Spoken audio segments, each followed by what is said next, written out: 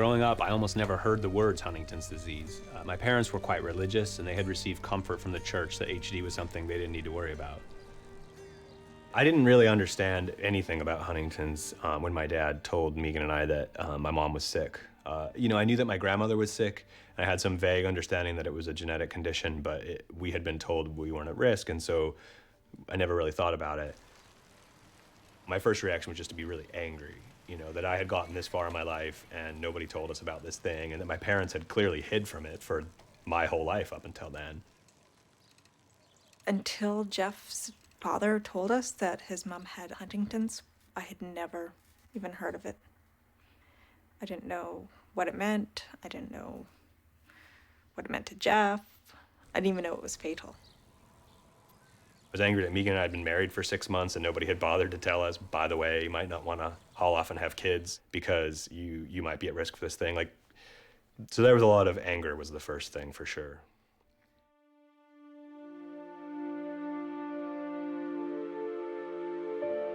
I had a whole year I had to spend in Kosovo or training to go to Kosovo, so I had a lot of downtime to think.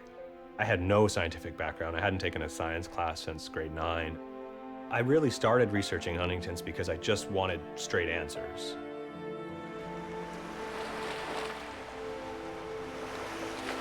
When I got out of the Army, Megan and I moved to Vancouver. And then I started at UBC, not realizing that the clinic here is probably the best clinic in the world for Huntington disease patients, which was complete luck. And it turned into this really remarkable career path that never would have been open to me in almost any other city in the world. I knew on a gut level that I was going to get tested. I just can't imagine not knowing. I don't know how I would live my life with that maybe. That seems much scarier to me than the potential of living with a yes. I never had any doubts that Jeff would get tested, and it just never even occurred to me to stop him. I don't think that's something that we could live with, not knowing. It was about second year of school that I actually started the testing process. I guess I always try to kind of prepare for whatever's coming. The way you deal with something like this is you act like you have a positive result, even if you don't. Leading up to getting the results, children were constantly on my mind. I got more sentimental towards children because we didn't think there was any possibility if Jeff had the gene that we would be having children.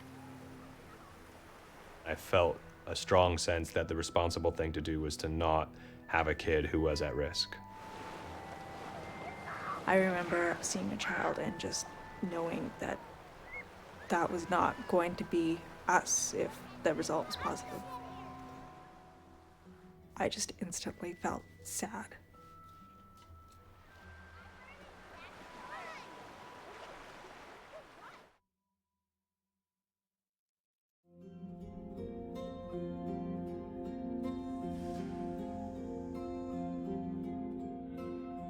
I always had a little hope for the best, but generally my energy was directed towards being braced for bad news. The counselors and everybody else throughout the testing process, they're very big on sort of educating you about the day because they know that when that day comes, you're gonna be a mess. And it actually is a huge comfort to sort of know exactly what's gonna happen. They're just gonna ask you if you want your results, and if you do, they're gonna give them to you, and that's it.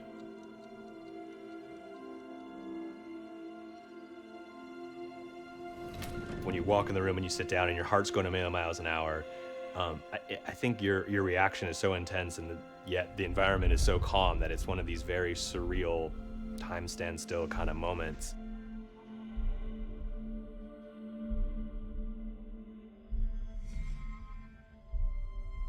And then they basically open this envelope, and everything kind of comes to this point.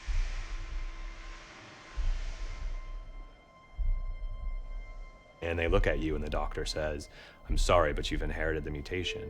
And as far as we know, this means that you'll get HD if you live long enough." My first thought was, oh my God, he's going to die. It's a bit like when somebody dies, you feel like the world should look different, the heavens should open, something big should change, but in fact, it doesn't. It almost felt kind of not real maybe in a way, that everything around me was exactly the same, and yet everything was different for me. Megan was really upset. Definitely for Megan, it was much more of a shock. I'm sort of a big fixer, and so I'm thinking, what can I do? Now what? Me sort of having my breath knocked out of me, and Jeff just basically asked for a job.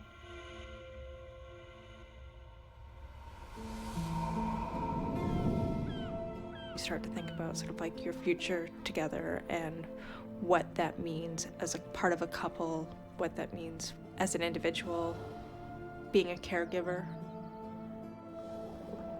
Went out that night, got dressed up, went to a really nice restaurant, drank a bunch of wine, basically celebrated in a way, because like what else are you gonna do really? The waiter asked us what we were celebrating, and I said, oh, we just got really tragic medical news, which worked to our benefit because he felt really terrible and gave us a bunch of free booze.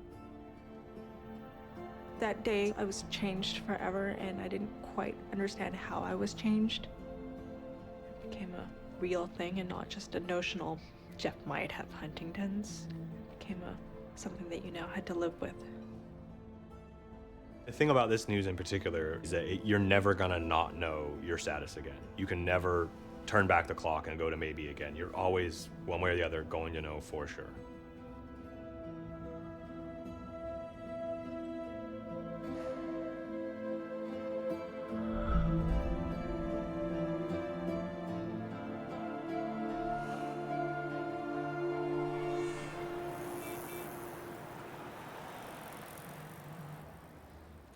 You just have to carry on like you're normal and try to get as far as you can.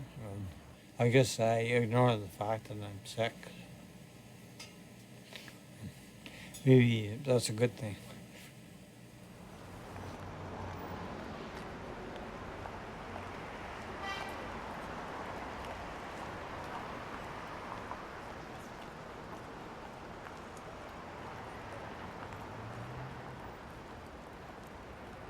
John is now just 61 and still going strong.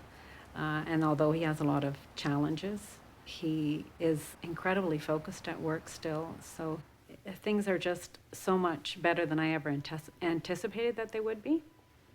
You're all set. Good weather this morning. Yeah.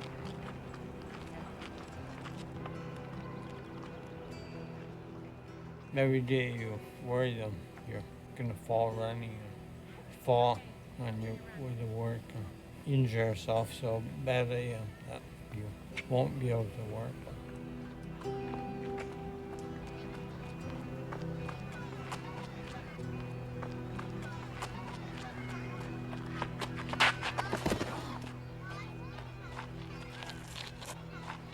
Are you all right? When I see him fall, it's hard to see, but I know he's just gonna get up and, I've patched him up so many times.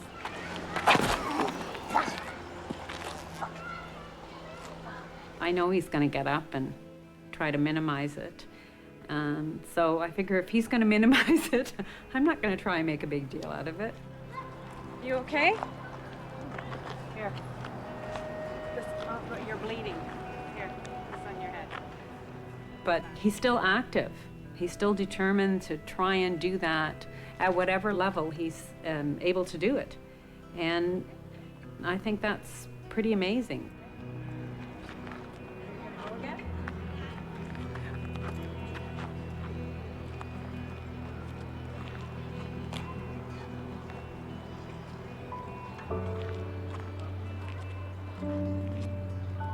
We started dating towards the end of high school. I remember how he tried to get a seat on the bus with me. We rode the same school bus. She's extremely important. Yeah. Without her, I'd probably be pushing up daisies somewhere. When we realized we were interested in something for a long term, he told me about his father's family history of Huntington's disease. I was pretty young, and my father, he told me what it was. He said, you might inherit a genetic disease later in your life. Just sit down. That's probably just as easy. Sit down there. His father showed obvious symptoms of Huntington's at a fairly early age. At home, he was very difficult for John's mother to manage, and he went into long-term care in his 40s.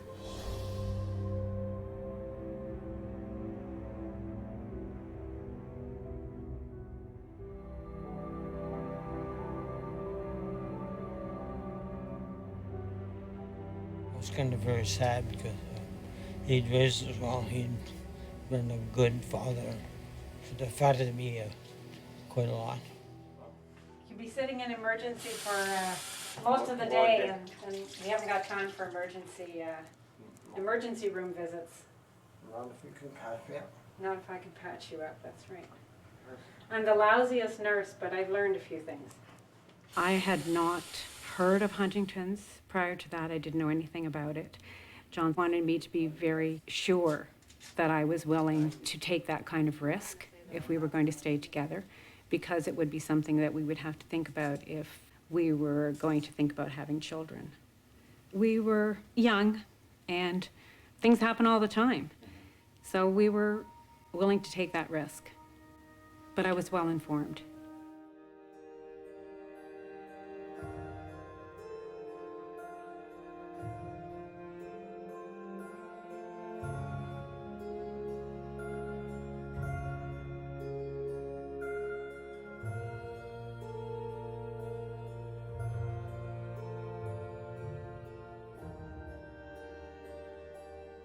How often does this happen? Once every 6 months? Maybe once a month. Come on.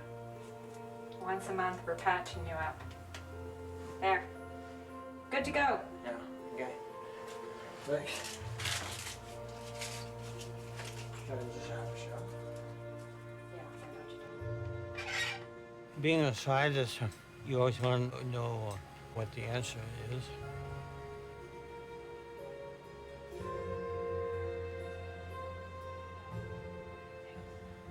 It was just important for me to know, because if I didn't have it, I could live a different kind of life. I supported that decision. I think for him, he was quite confident he would be able to rule it out. When we did get the results, when we went into that office, I remember clearly walking into the office, sitting down. I had this sinking feeling that it was not going to be good news. Remember on the way back, but I could very sad and disappointed.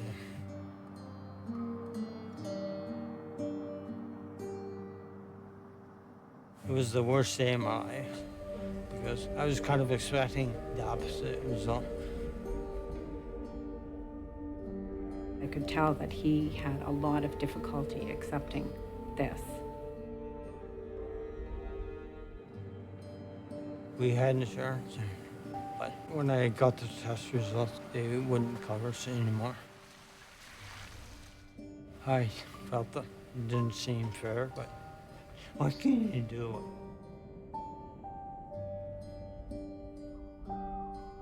But that wouldn't have stopped me from being tested.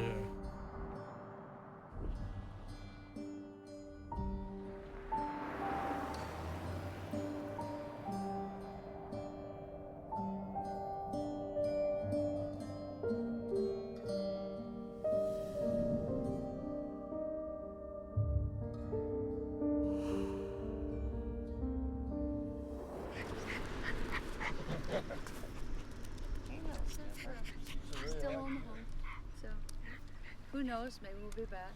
Still come back? Yeah. Is that?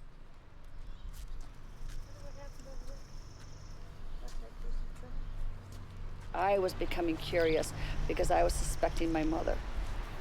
And I saw symptoms and she came and going, this is just not right. Everybody kept saying she had a drinking problem. And She was getting that prance-like routine. She was walking into things, and I was going through a genetic study. I was watching my mother get worse and worse and worse. At the end of it, I had a choice, find out or not find out. I chose not to find out. I was not emotionally ready. I didn't know how my husband would handle it. I didn't know how I would handle it.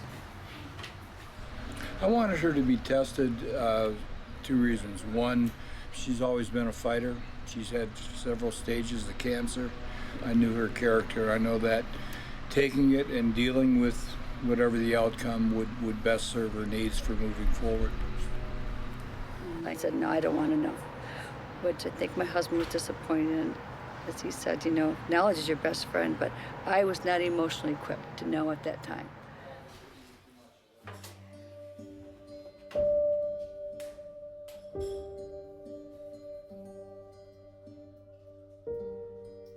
I did not tell anybody when I went to get tested, even my husband, and I went by myself.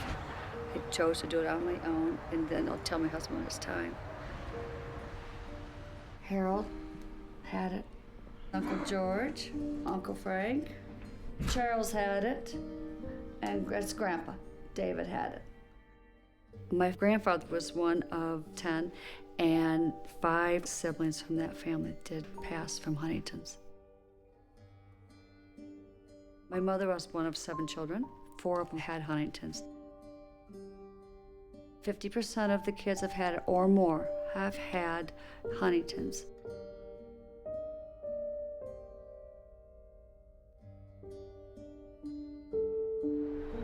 Once I found out that I did not have Huntington's, it just was a huge burden lifted. Most people you would think would run home, right home, guess what, I don't have it. That wasn't the way I wanted to deal with it. I still needed to process the fact I don't have the gene. I was really surprised, excited.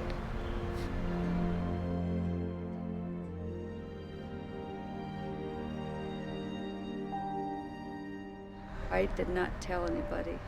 I was afraid that if my siblings knew that I didn't have it, I know them like a book, because we all think very similar. At least half of us are going to get it. So we feel. You just play a numbers game. So Teresa doesn't have it. There's 7 of us, so which one's going to get it? Things are going to play in their mind. The chances are getting stronger of me getting the disease. I just felt that they were not going to handle it well. I just didn't think it was a good thing.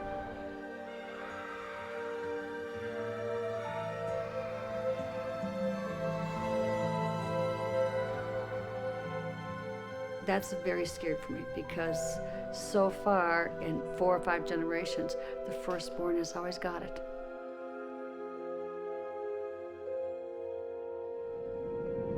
There's a glare that they get in their eye. They look off into the distance and you can see them. It's just a look. It's a funny stare. It was a difficult time with Tom because we were so close. I think Tom always had a sharp mind and quick wit and, you know, a funny guy and all that stuff. I always wanted to tell the joke at parties and things like that. And then at the end, you know, mentally just can't communicate, can't get nothing out. It was sad to see. Tom was in that nursing home for 4 years. And each year, we could really see the difference of how it progressively got worse. I had to feed him every day for about 1.5 years. It wasn't the fact that he couldn't hold the fork, he couldn't put it to his mouth. He missed his mouth constantly, so it was just, and he'd get mad, he wanted to do it, so you have to let him try that. Tom had a temper at the beginning. It was tremendous temper. He wasn't accepting it well. I got hit a lot. And so you didn't know what time you were getting any one day, and if you got a little too close once in a while, he'd take a poke at you. And then in the last 6 months, they wanted to put him on a feeding tube. Tom and I had always made an agreement that that would never happen to him. And I told him that I would chew the food first and put it in his mouth if he had to, but he wasn't going to go to a feeding tube. I used to try to go over there on Sunday afternoons and watch Lion games with him, but he'd sit in his little rocking chair and put on his little lion cap, or we'd put it on for him. But you know, he really didn't even know what was going on. It was really hard to watch him at that point because of You know, he was sitting there, he's breathing, but really communication-wise, it's just the mind's gone, it's shot. Basically, it was an empty shell, you know, mentally. I think that he put such a brave face on it. I mean, right up to the very end. Right at the end, he finally kind of gave up. He just kind of finally knew that it was time.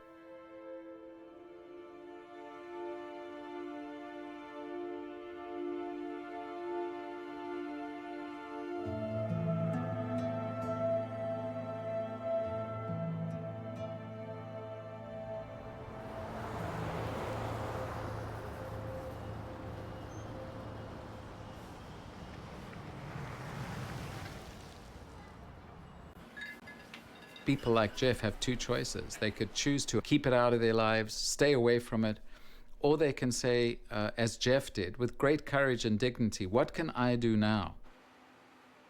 You know, for me, that's probably a coping mechanism. You know, somebody presents you with this big, awful thing, and you can either sort of fall over dead or you can engage it. And so for me, engaging meant saying, okay, I want to go farther. I want to do that.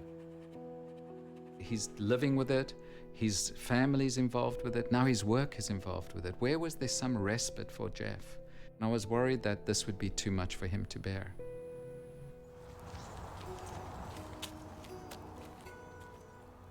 I had pretty much given up on having kids because I had put this out of my mind. We were never having our own biological children. In my head, I certainly decided that I wouldn't have kids. If I had had kids, I would just have assumed that all my children were positive because that's just how my brain sort of looks at the world. But now, all of a sudden, there were options, including this thing called pre-implantation genetic diagnosis, which is a way of screening embryos. And then by simply only implanting the embryos that don't have the mutation, you can avoid the risk of transmitting the mutation. So when we found out about PGD, it immediately gave us some hope. We did not want to put off having children. Out of the 5 embryos that were tested, 2 came back negative for HD. 2 looked good and healthy and didn't have the mutation. And they told us you basically have to either implant both of these or one of them, and that's it for this round. So we made the decision, somewhat impulsively, I guess, in retrospect, to go ahead and implant both of them.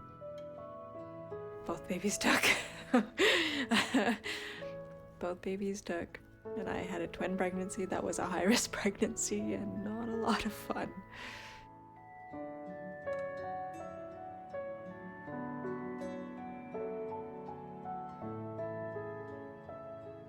They were premature, but they were perfect in every way. They just needed to grow. Both were really, really small. Billy was 4.5 pounds and Elijah was 3.5 pounds. So it was a big day and a big relief. There was a lot of press about their birth. They were Canada's first PGD babies to eliminate the Huntington's gene. Huntington's kind of dropped out of the picture once we had babies. You know, all of a sudden we just had babies. I knew that I didn't have to worry about HD. And so with respect to my family, HD became a compartmentalized problem. It's my problem and that's okay for me because I don't have to look at my kids and project this problem into the future. Okay, go. I can live with the idea of me dying if they don't have to go through this too. That's the big, amazing thing about PGD is that it lets future generations go free. You know, we've basically freed them from this thing. There's other stuff. They're gonna have problems in their life and I can't fix everything, but this thing doesn't happen to them, and that to me is the biggest thing in my life.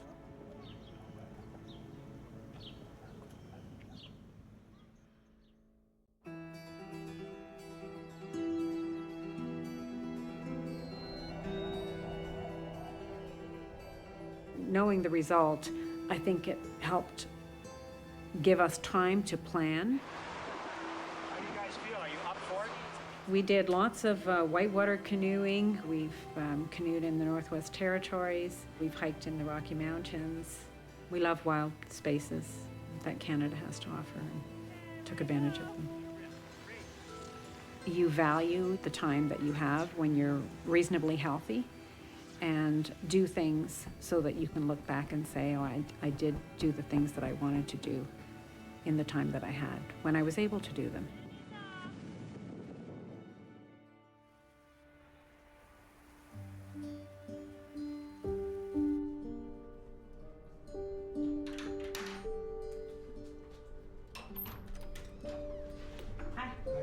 Started to show some symptoms.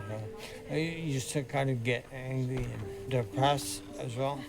Thinking about the effects on when you have your kids. Or, there's lots of reasons to be depressed.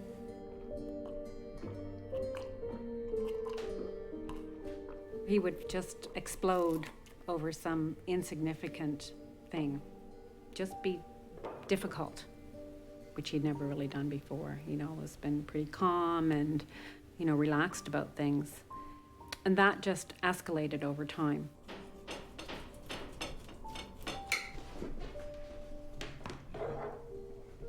Once when I was diagnosed, for the first 5 years, I wanted to commit suicide. I had thoughts of death every week, probably almost every day. But see, the psychiatrist, he prescribes antidepressants that I take every day. It made my life much more bearable.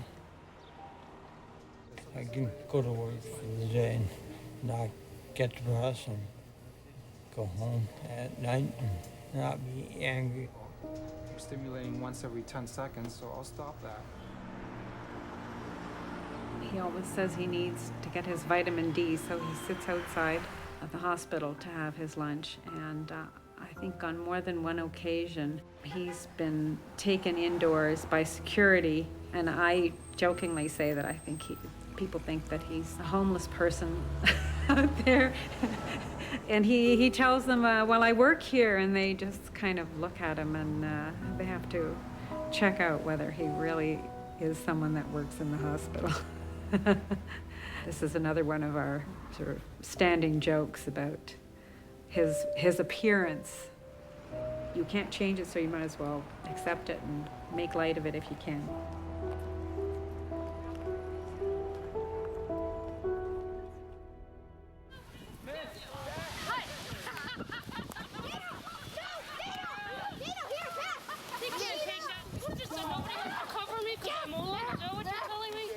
It wasn't right away that I even told my husband. It took an argument, knowing me, that he made a comment about, gee, do you think you should get tested? And if I recall correctly, that's when I kind of slammed back.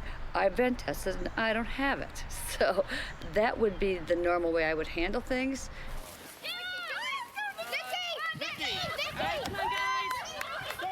I was very proud that she had the courage to get tested, because I think it's a matter of courage for some people. And she's the type of person that deals best with what she knows. We all deal better with things that we know. I don't really think it's a courage thing. It's terrifying to have that gene. You live with it every minute of your life. It doesn't go away. You second guess yourself constantly. You look at your children, you look at the grandchildren. Even if I had the gene, I wouldn't have changed one thing I've done in my life, nor the way I've handled it. Remember who's going to take care of you when you're old.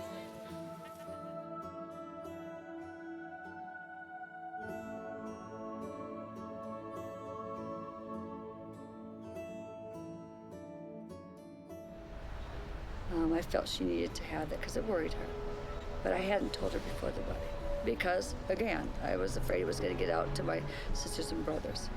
And at that point, it was at her wedding, it was leaking among the siblings. My Uncle Tila came up to me and asked me to dance, and he just whispered to me, I'm so glad that you don't have it. And I'm like, what are you talking about? And from that day forward, it was common knowledge. We have the conversation often about getting tested and not tested, and their arguments are, why no? Why torture yourself if you know you have it? My argument to them is knowledge is your best friend. I think if you really knew, you'd change your life. You change the way you do things. You change the way you wake up in the morning, what you're going to try to accomplish in a day. I wonder if you'd give up. God, it could change your life. You could take all the life out of you. I say, think about it a little harder before you really need to know. I think you just take what life gives you. I've never seen you do it. If they say they don't think about it every day, they're not telling you the truth. If you've got the gene in your family and you have that 50% chance, it's playing on your mind every single day. We're at a family party, it's joke of the night, who's got Huntington's, and if somebody forgets something or can't find where their beer's at or where their pop's at, hey, you got it, and it's a big joke. We laugh about it. What's your name again? My memory's gone. We joke about it, but it's real because there's so many been affected. Every day it seems like my mind starts going anyway, and I don't know if that's age. I can't find my keys. You can't, you forget names and all that stuff. So, but every time that happens, it's like, do I have this disease or not? And that's a scary thing.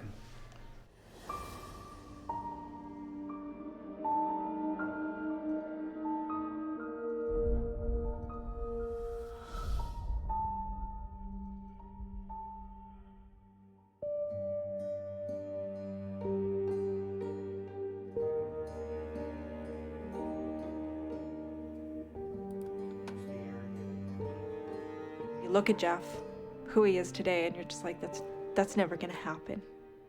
It feels like it's so far off, but it might not be as far off as we think. My mom had a really tough life. She was happiest when she had babies. I think babies were my mom's great moment. She had 6 kids, 2 years apart or so. So for 12 or 13 years, she had babies, and she had people that loved her and that she loved. And I can't even imagine this little tiny woman taking care of 6 kids under the age of 13. It's pretty remarkable when you think about it.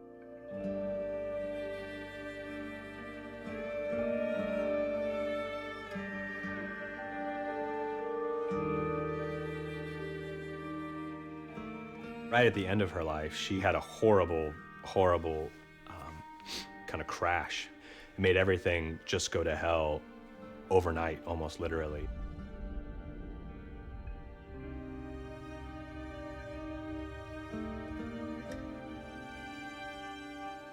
I walked into that room and saw her on the floor, like nothing prepared me for that.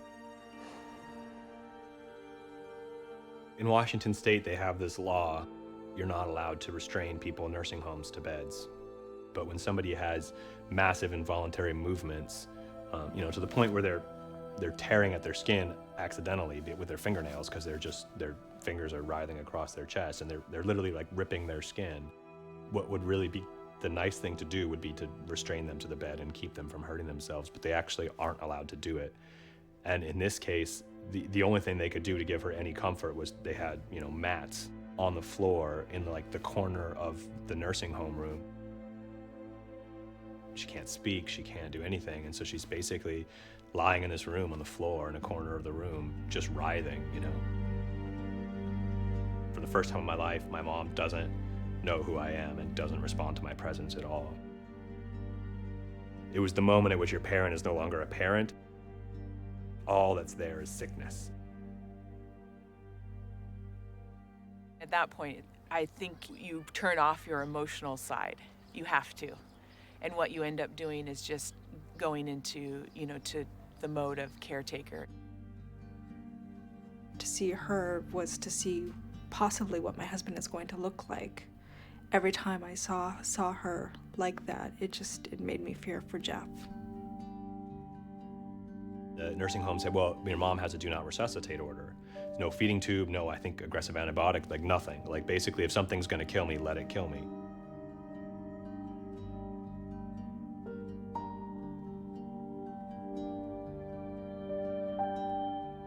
I had a moment with my mom.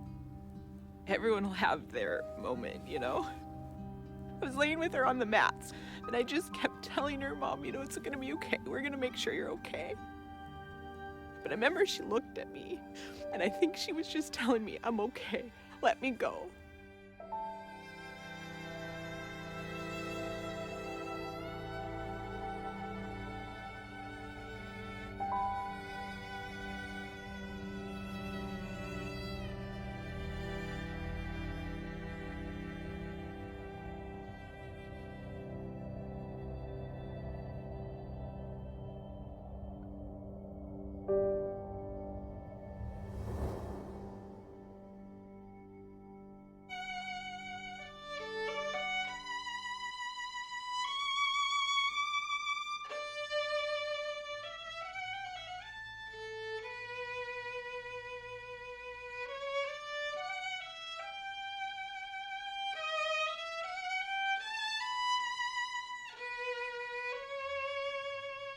The worst thing in your life is what happens to your children. So I would often think about them, worry about if they were carrying the gene. I think every day I would worry about them. As a mother, I feel responsibility, having had children. You do feel the weight of that your entire life until you finally get the results.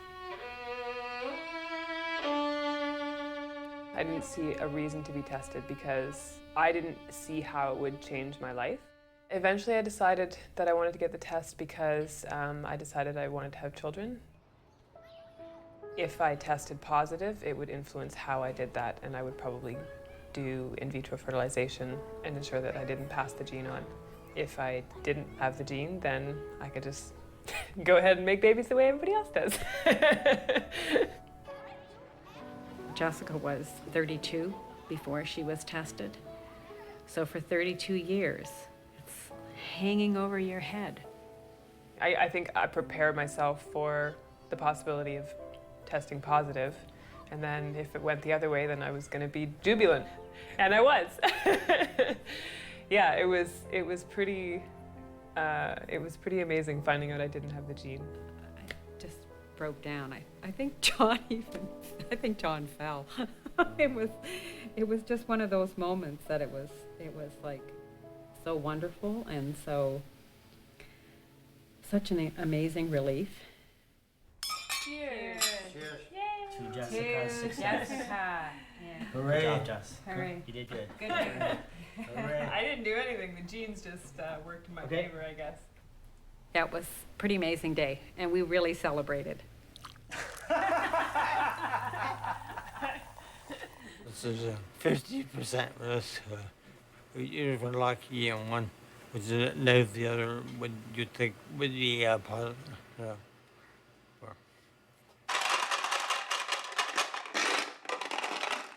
So we have to write all the words we can find. Okay, I like this one. This is a good one. Of course. I was pretty sure I had it because I was experiencing motor issues. I was twitching a lot. I wanted to be able to plan my life appropriately, basically, to know how much time I have until, I won't be here. But then me wanting to know became an issue. So Dad, you can get a couple. I had been really discouraging it because if he was going to test positive, I thought that might affect his ability to cope with his mental health issues. Our son has schizophrenia, so it's enough for him. He didn't cut it with one thing. I mean, I would have thought he's kind of free to make his own choices. Wanted to be tested. Wait a minute. Hey, you're cheating again. Can't skip over this. Cheater. My sister had this calendar. It said, "Today is a day for miracles." And that was the day he went in for his result. So when she read that to me, I just thought, oh my God, can this really happen? Can we really have this miracle?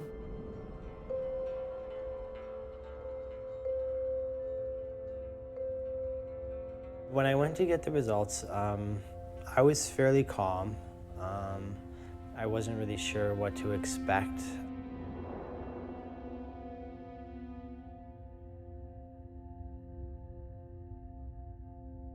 When we actually went in to get the news and she told us, I sort of started crying, and I was really happy and that I didn't have Huntington's, and that I knew that I didn't have it, and it wasn't a mystery anymore, you know, when you have to balance your life with that, so.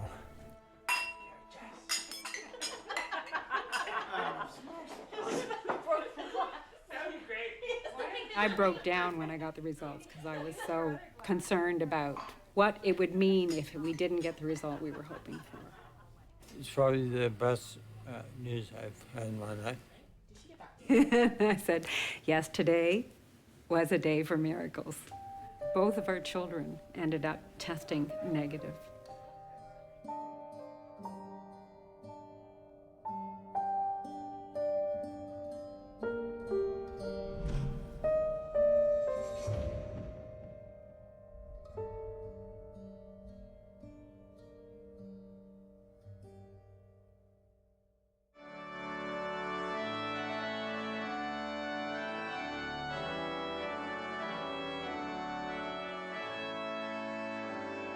I asked Kelly just prior to her getting married 2 years ago, I said, Kelly, if you want me tested, because you're gonna get married now and hopefully have children, I'll go get tested. I don't want my dad to be tested for me because it wouldn't change how I live my life. I don't believe that I want to know right now, and I don't want my dad to live his life wondering when he's going to start showing signs. And I think that he might second guess himself and might start, you know, thinking signs are there when they're actually not. And I don't want him to have to live his life out like that. For better, for worse. For better, for worse. For richer, for poorer. For richer, for poorer. In sickness and in health. In sickness and in health. To love and to cherish. To love and to cherish. Till death us do part. Till death us do part. I give thee my troth. I give thee my troth. If I have it, Kelly has a 50% chance of getting it. If Kelly has a child, that child has a 50% chance. I don't see a day that I'm ever going to want to be tested. It's not going to affect whether I have kids or not, because again, there's a lot of different things that we have in our family that any family has that I could pass down to my kids, and I don't want to live my life in fear.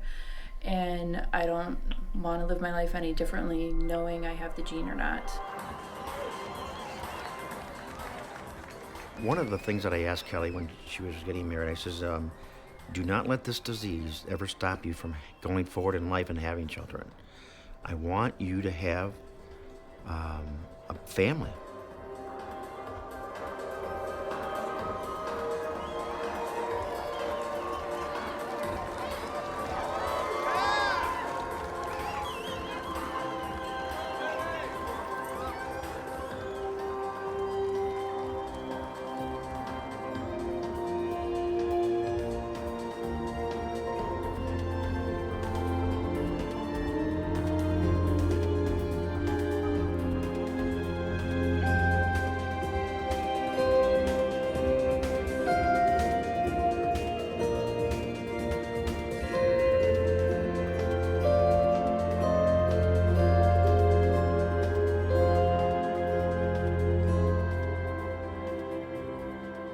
And so when people would ask me, what should I do, doc? And I'd say to them, well, this is your choice. These are the pros, these are the cons. And somebody would say to me, well, you know, I think I need to know. I'm needing to decide if retirement is going to be hiring a motorhome or hiring a nurse, whether I need to refashion my house. Another person would say, you know, I don't want to know because I don't think I can cope with it. For both of those people, fully informed, I'd say to them, it sounds like that's the right decision for you.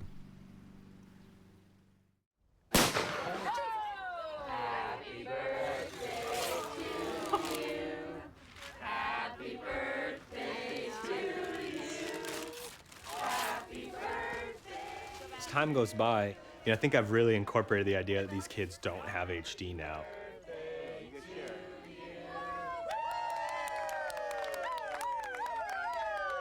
Every day that they're alive and you look at them, it's like a huge triumph, you know? Nice.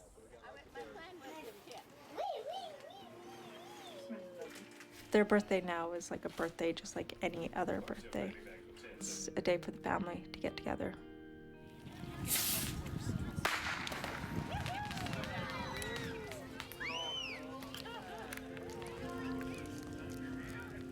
All 6 of us are tested for HD. Stacy and Beth got tested before me, and I was the 3rd tested, and now ultimately all of us have been. I decided I wanted to be tested because I don't deal with surprises well. I want the facts and then I can deal with it. But I felt opposite. I felt like I don't need to do this. I don't want to know my fate, kind of thing.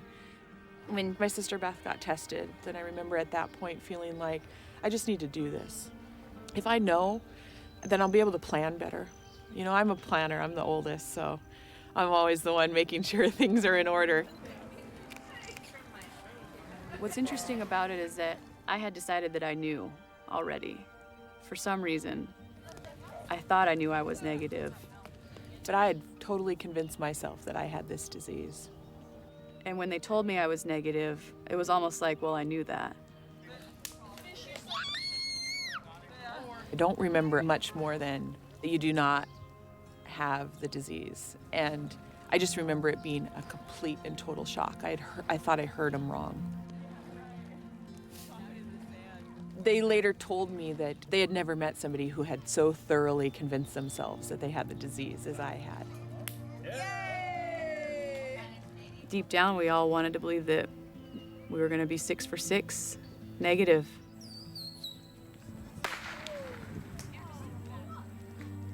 I remember when Jeff called and told me his results. I almost started to break down over the phone, and he told me, he said, I called you first because I knew that you wouldn't cry, and I have to call everybody else. So I kind of bit my upper lip and held it together the best I could, but it was devastating. You feel a lot of guilt. Why did I escape it? Kids all run out of Whitby and Hedo. You hardly sleep the night before, and you go there and I just wanted to, slice right through it, but yeah, it was a difficult thing to learn that I had the gene and that my repeat was indeed close and similar to my mom's and my brother's.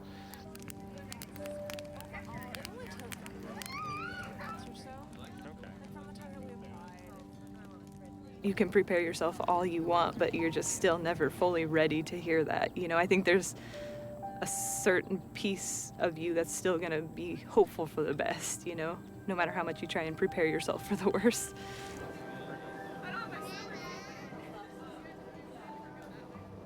All of them had been tested by the time my little sister got tested before me, so they call me the baby of the family because I'm just kind of the last to come around with most things. But I tried not to think too much about what I thought the answer might be, even though it's hard, but I really tried when those thoughts would start creeping up to really fight them back.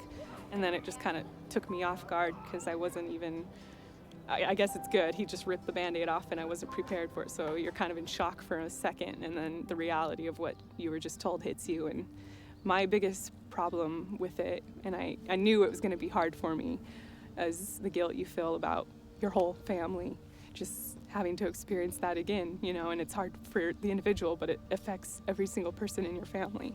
So it's hard to, realize that they have to go through all this one more time, and you almost just want the answer to be no, just so we don't have to go through that again.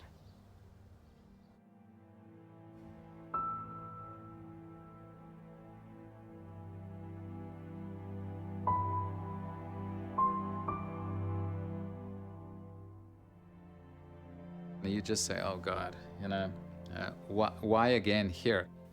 I was personally deeply distressed. And I just couldn't believe that we were spinning a coin 4 times and we would get the same result 4 times in a row. It was actually heartbreaking because I also wanted to give Jeff and each one of them some relief. And you wanted to give them some way to not worry about each other. My sister Beth and I have talked a lot about it. I think all of us are just committed to holding on to hope still at this point. If we think about it too much or we dwell on it too much, it's almost like we give permission to give up hope that there'll be a cure or that there'll be some therapies in the future. So yeah, we think about it, and we talk about it. But at the end of the day, we're all healthy right now, and I think we just need to enjoy that.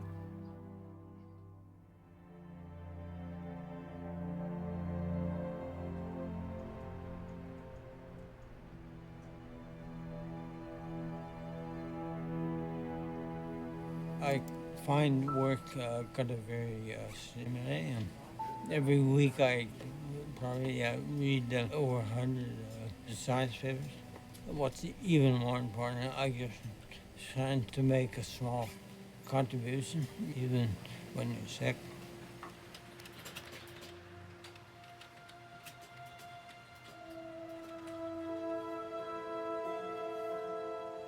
I'm not a science person at all, but I think it's pretty amazing what he's been able to do. He's just an incredibly focused person, and if he decides that this is something he really wants to do, he'll just focus on that. It does a lot for your brain. I think it's part of the therapy. If I'd retired, I'm sure I'd be dead by now.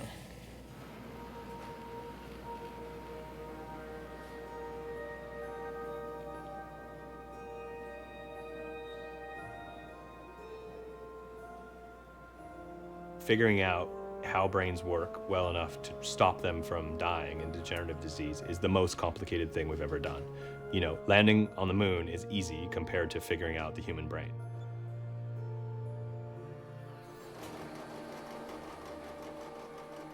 I'm optimistic that there will be treatments in my lifetime for people living with the disease now. If I wasn't optimistic about that, I wouldn't keep working. I mean, there's easier ways to spend my life, you know, but the idea that I could kind of contribute to something that I really believe is getting somewhere is too huge, you know.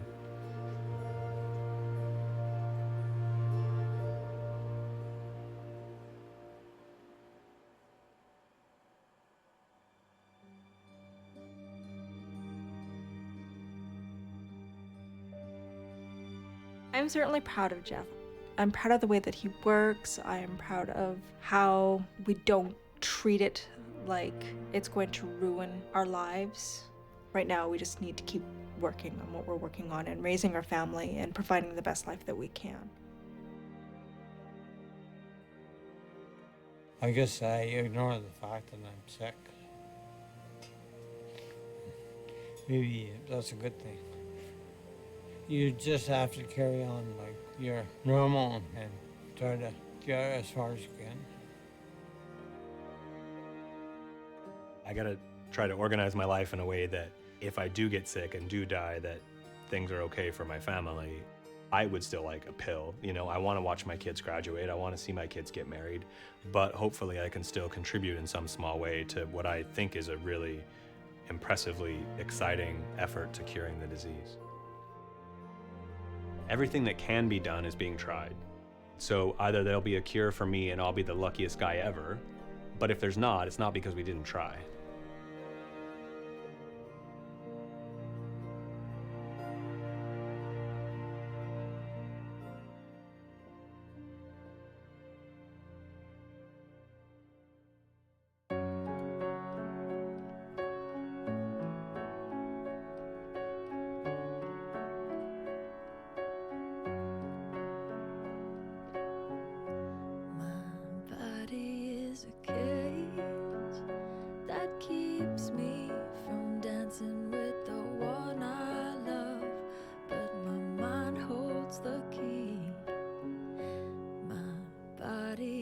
a cage that keeps me from dancing with the one I love, but my mind holds the key.